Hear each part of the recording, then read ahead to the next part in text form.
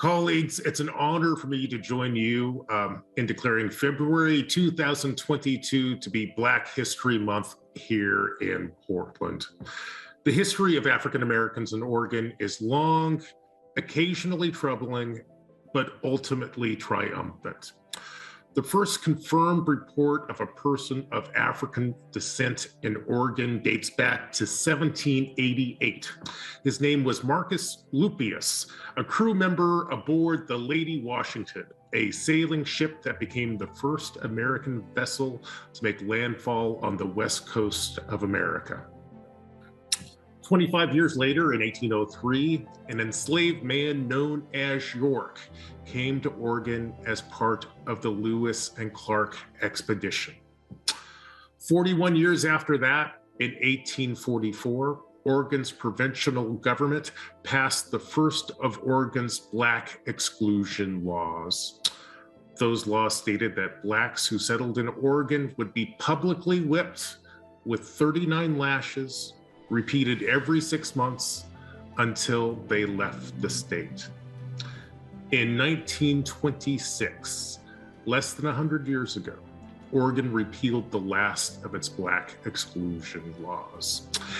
And in 1994, just 69 years after the last of Oregon's Black exclusion laws were repealed, our friend and colleague JoAnn Hardesty became the 5th African American elected to Oregon State Legislature. Of course, Hardesty also went on to become the first Black woman to serve on this Portland City Council. Commissioner Hardesty is a true Portland trailblazer. That's why I'd like to take a moment to thank Commissioner Hardesty for her service to our city and Portland's Black community. Thank you, Commissioner Hardesty. The fact that Commissioner Hardesty serves on this council today is a sign of how far Portland has come. Still, there's much work left to be done. In Portland, African Americans are both more likely to be victims of crime and more likely to be arrested than our white neighbors. In Portland, there is no neighborhood where the average Black family can afford to rent an apartment. In Portland, African Americans are more likely to catch COVID and succumb to their disease than their white neighbors. And in Portland, African American youth are less likely to get the mental health services they need than their white peers. I could go on and list a dozen more examples of the ways in which African Americans suffer disproportionately bad health outcomes here in Portland. But instead, I want to bring forward the City of Portland's African American affinity groups so they can share more about this month's focus on health and wellness. And with that, I am pleased to welcome the City of Portland's African American Network, CAN, and our special artistic guest, Javon Carter, who I believe will sing the Black National Anthem. I'll confess I'm not quite sure who we have with us today, except for Javon. I can see Javon out there in the audience. So I just want to thank whoever our invited guests are to please turn on their cameras and join us. So Commissioner Mapps, I see Marvin Dean and Ira Bailey both here representing. Okay, Marvin, great. I think I heard earlier that they might not be able to be here today. Welcome, CAN. Thank you, Commissioner Mapps. Thank you, Commissioner Hardesty. And yes, we have a guest singer today, Mr. Javon Carter, who will be singing the Black National Anthem for us first. Great. And before you start, even though we're all remote, this is the Black National Anthem. So we would really encourage people to stand as this song is being sung. Thank you. Yes, thank you so much. Thank you for the opportunity to be here. And we will begin singing the song.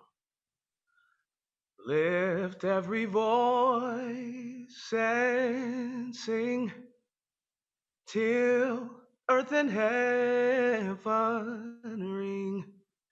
Ring with the harmonies of liberty. Let our rejoicing rise high as the listening skies. let it resound loud as the rolling seas.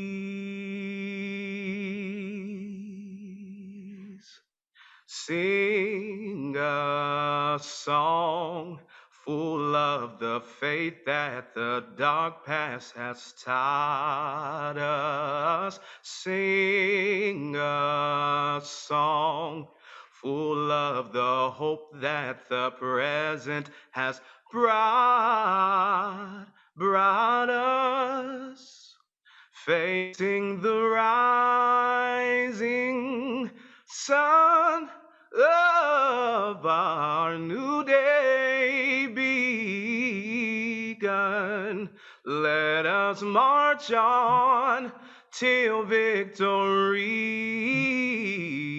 is won.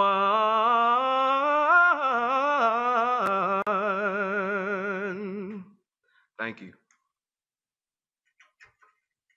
Thank you. And before we read it, I did want to make sure I give acknowledgement to our other CAN leadership members, Jarrell Hosley, Layla Hale, Ariel Bradford, and Taisha McCool-Riley. We are the current, myself and Ira Belli as well, we're the current leadership on CAN. And also I want to make sure that I don't forget to give much thanks and respect and love to all the previous CAN leadership members who put in so much work before us to even allow us to be in this space right now. So big shout out to you all. You all know who you are. Thank you for laying the foundation for us to be here today. Ira, you want to start us off, brother? Yeah. And before we start off, I do want to give extra special thanks to Taisha McCool-Riley, who couldn't be here today. But she is one of the co-authors of today's proclamation. So much respect to her. And if I get emotional, I apologize in advance. It's been a long time since I've heard the Black National Anthem sang for one and sang in a public forum for another. And I truly look forward to the day that we're all able to meet in person, because I can only imagine what it would sound like echoing off the halls of the council chambers.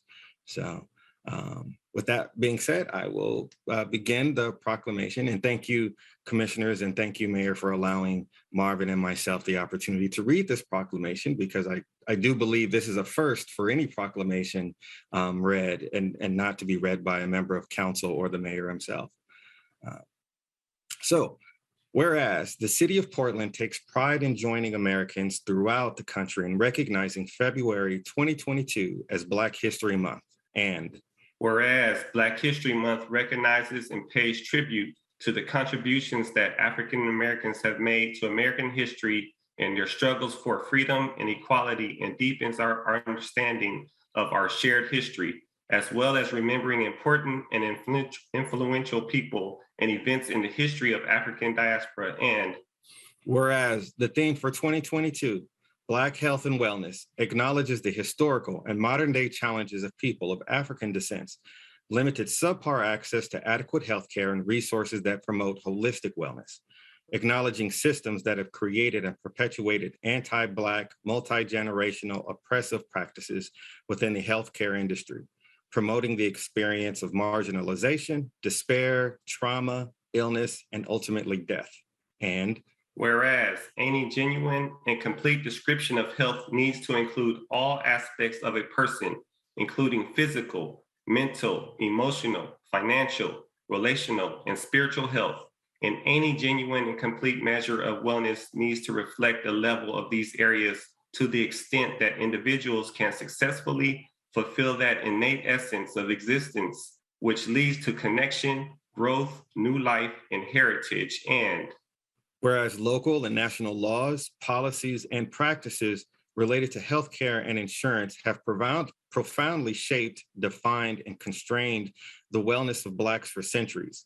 Racial inequities have deep roots in the foundations of systems that continue to operate in a way that disseminates racist rhetoric that leads to inaccessible, inadequate, and inequitable treatment that continues to plague the Black narrative of holistic wellness. And whereas the Black community still experiences the trauma from a healthcare system that was developed on the idea that the Negro is less human than the white man, that mental health concerns in the Black community or something to either be hidden or accepted, that emotional fatigue is communicated as weakness in relation to the idea of the strong Black man and resilient Black woman, and that the pursuit of spiritual health has been characterized as cartoonish, outdated, and irrelevant. And whereas to this day, millions of African Americans across the country are experiencing health disparities that result in disease, shorter lifespans, mental health disabilities, violence, adverse socioeconomic circumstances, strained interpersonal relationships, spiritual stagnation, and many other dynamics that limit or hinder the potential to experience and achieve optimal health. And whereas generations of African American individuals, families, and communities have played a significant role in protesting and advocating for the necessity for Black individuals and families to be viewed and valued as human beings, respected, dignified, and worthy of receiving education, services, treatment, and resources to access services that enable centering wellness. And whereas it is imperative for the survival, long-term growth, and benefit of the Black community in this country to address and finally remove the roots of indirect and unconscious harm that have been done and continue to be perpetuated by mixed messages of our current personal and community's condition by pursuing a holistic approach to health and wellness. And whereas championing holistic wellness is an indispensable factor in ensuring that Black people can live a happy, healthy, and fulfilling life by promoting spiritual and emotional introspection while deterring illness and disease, being afforded the same opportunities as dominant culture to pursue and achieve holistic health in the Black community significantly alters the narrative of one, improved habits and lifestyle changes, a fortified body that can withstand the onset of disease more easily, an improvement of the natural healing abilities of the body, the prevention of various diseases and disorders, and reduce stress and anxiety levels. And whereas once the Black community can start to focus on our health and wellness, individually as well as corporately, we will see greater pride within ourselves, stronger connections in our families, healing in our communities, elevation of our values, and deeper and healthier roots of culture and heritage from which a future of love, honor, respect, appreciation, achievement, and celebration will unarguably be the fruit. And whereas we commend the many achievements, successes, and contributions of African Americans who have contributed to the narrative of endorsing Black health and wellness in various movements, as there has been a significant rise of Black representation and diversity locally and nationally in many contexts. And whereas creating Black spaces within wellness for us, by us, is vital to creating space for Blacks to finally feel validated, understood, and valuable.